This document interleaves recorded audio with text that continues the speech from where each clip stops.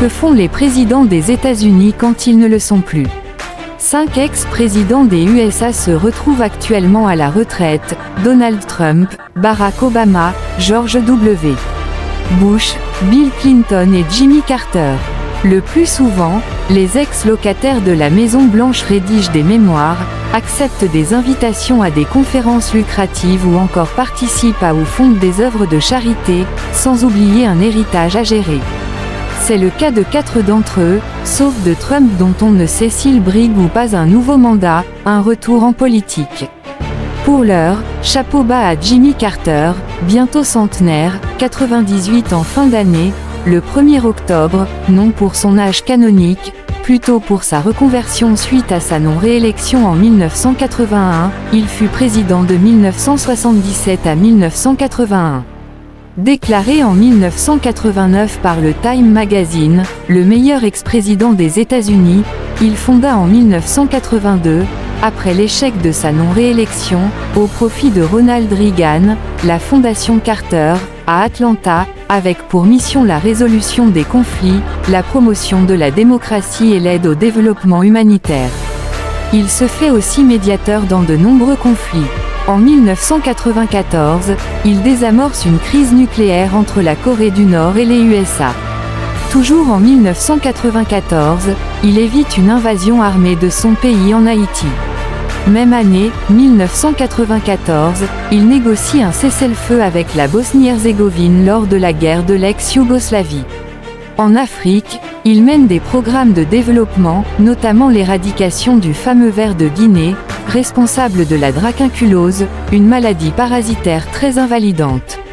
En 2002, il s'exprime à Cuba, lors d'une visite historique, pour la levée de l'embargo de l'île, blocus économique, commercial et financier décrété par les États-Unis en 1962, sans oublier au passage de signifier à Castro ses carences en matière des droits de l'homme.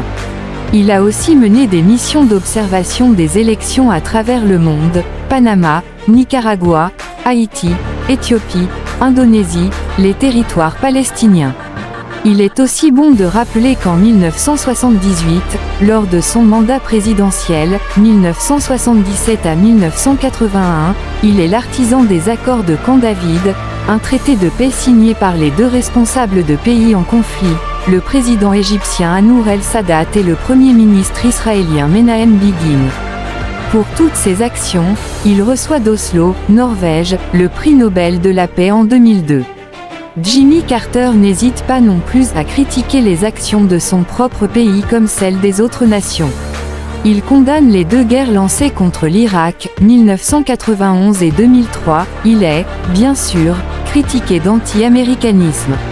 En 2006, il affirme qu'Israël est un État d'apartheid envers les Palestiniens, bien sûr, il est qualifié d'antisémite pour cela. En 2007, il fait partie du groupe des Global Elders, groupe des sages, créé par Nelson Mandela pour promouvoir la paix et les droits de l'homme dans le monde. En 2007, il dénonce la torture sous l'administration Bush et traite publiquement ce dernier de « menteur ». Qualifié de « président rock'n'roll » pendant sa présidence, 1977 à 81, par ce qu'homme de paix, démocrate et trop gauchiste, pour une partie des Américains qui préfèrent des présidences viriles et tournées uniquement vers les intérêts égoïstes du pays, raison pour laquelle un personnage comme Donald Trump est tant apprécié par ce genre de mentalité tournée vers soi et les siens et son seul pays, ou drapeau.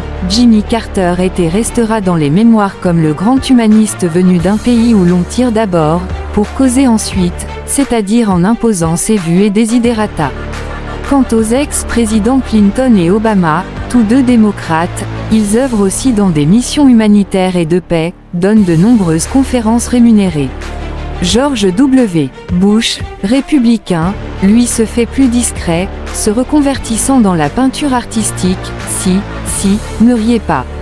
Quant à Donald Trump, républicain, à part les greens de golf on ne sait pas grand-chose, sauf qu'il s'est retiré en Floride dans son luxueux club de Mar-a-Lago. Bush, Clinton et Obama, en plus de leur retraite, une rente à vie, perçoivent de juteuses sommes d'argent de la vente de leurs livres, surtout des mémoires, et des nombreuses invitations à travers le monde comme conférenciers. Enfin, l'héritage à gérer des ex-présidents avec l'édification des Presidential Libraries, les bibliothèques présidentielles. Elles sont gérées conjointement avec les archives nationales, mais, au lieu de bibliothèque, il s'agit plutôt d'un mémorial, d'où les ex cultivent leurs souvenirs et mettent à disposition du public les archives de leur mandat. Chaque ex-président a la sienne, construite dans l'état d'origine des, par exemple.